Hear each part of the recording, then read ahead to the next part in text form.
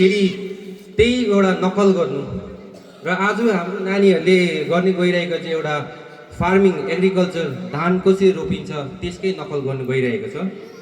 र यो हाम्रो राई समुदायमा हाम्रो खम्बु राईमा चाहिँ एकाखुवा लङमाले भन्ने एकजना हाम्रो एन्सेस्टर हुनुहुन्थ्यो।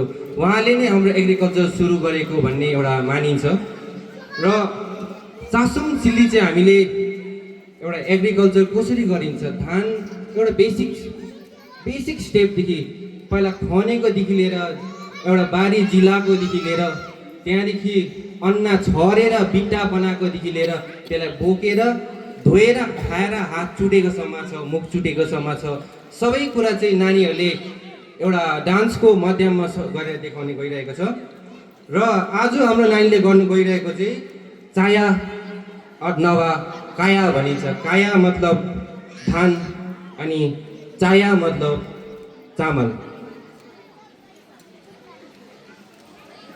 र स्वीकार्नुहोस् हाम्रो सानो सानो नानीहरूले गर्नुभएका चासुङ सिल्ली।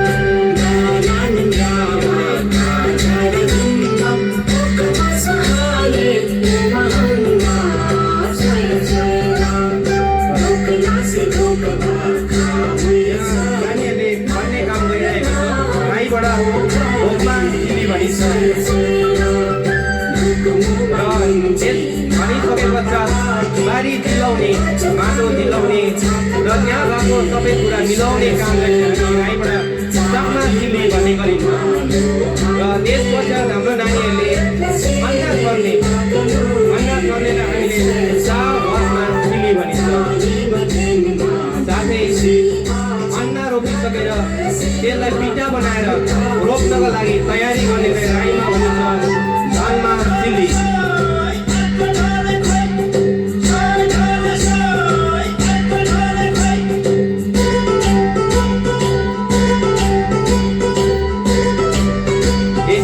हाम्रो नानीहरूले गर्ने छ लातमा सिल्ली, जुन चाहिँ हाम्रो धान रोप्नु हो। राईबाट भनिन्छ हामी लातमा सिल्ली।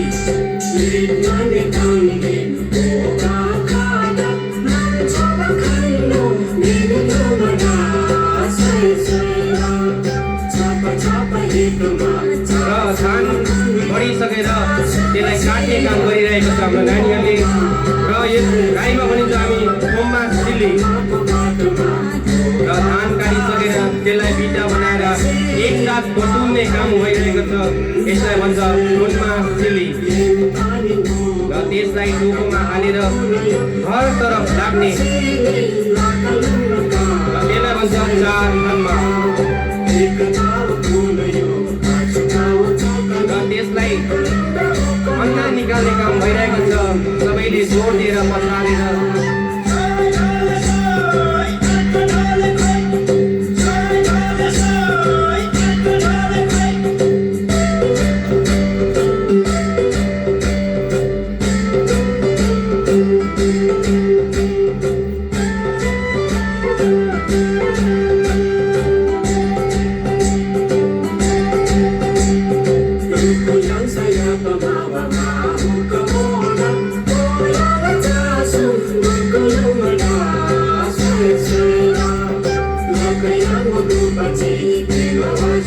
नानीहरूले त्यो धान निपनिसकेर त्यसलाई बटुल्ने काम भइरहेको छ, जसलाई भन्छ थापमा सिल्ली।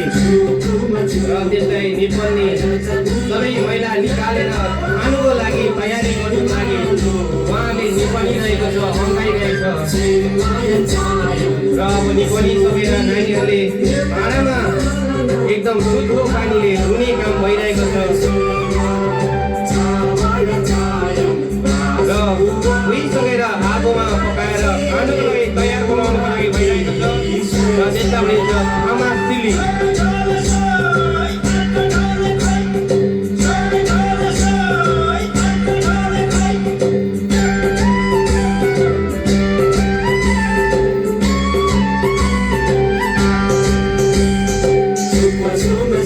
खानु अगाडि नानीहरूले आफ्नो हात मजाले धुने काम भइरहेको छ र यसलाई हामी राईमा भनिन्छ सुप वासमा सिली। र नानीहरूले हात धोएर खाना आफूले रोपेको अन्न खाइरहेको छु र त्यसलाई भनिन्छ हामी तामा सिली। र खाइसकेर नानीहरूले आफ्नो मुख धुइरहेको छ र यसलाई भनिन्छ दो तामा सिली। आइसकेपछि आफ्नो प्लेट राख्ने काम भइरहेको छ।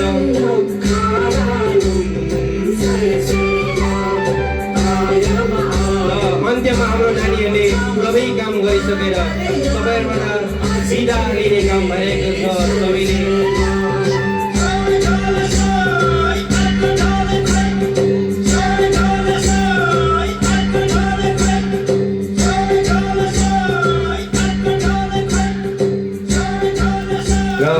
धन्यवाद। हाम्रो यो सानसानो नानीहरूले गर्नुभएको नृत्य तपाईँहरूलाई मन पर्यो भने म आशा राख्दै तपाईँहरूबाट बिदा लिँदै बडे बडे आलाङ्ने अर्थात् थ्याङ्क यू।